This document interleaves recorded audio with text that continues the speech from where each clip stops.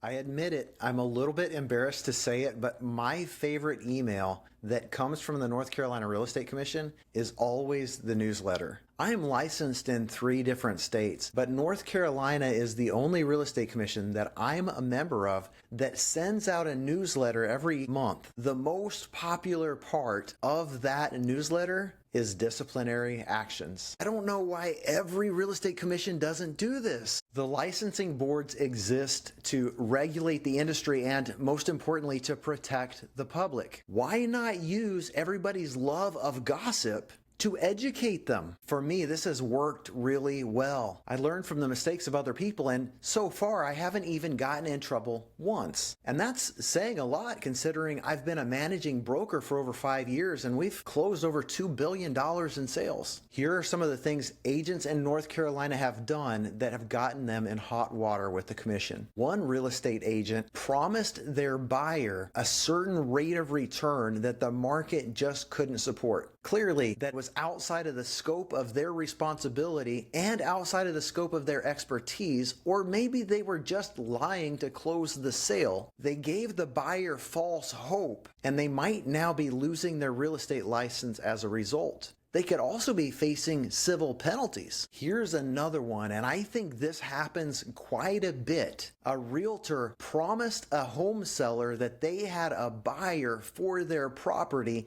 just to get them to sign a listing agreement, but they didn't have a buyer. This is a fine line that those agents going after expired listings and for sale by owner listings need to be careful of not violating. Another agent in North Carolina recently promised a buyer that they would have the property they were buying professionally cleaned just to keep the deal on track so the buyer would actually complete the sale. But then he didn't follow through after closing.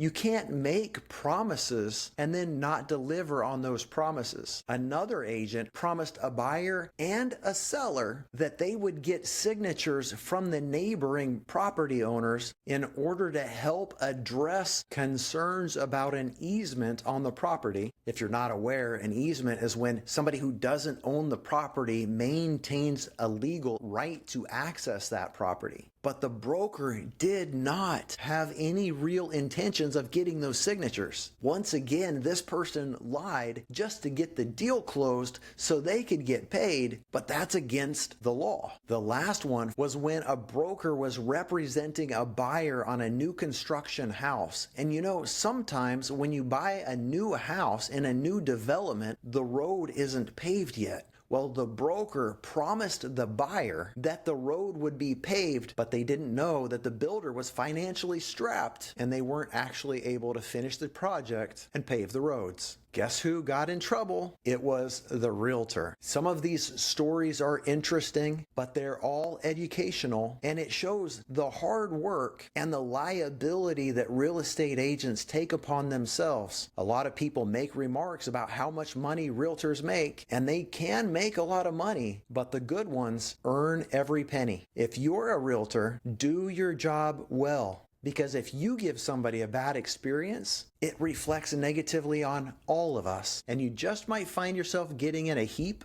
of trouble. David Doty with Call It Close, signing out.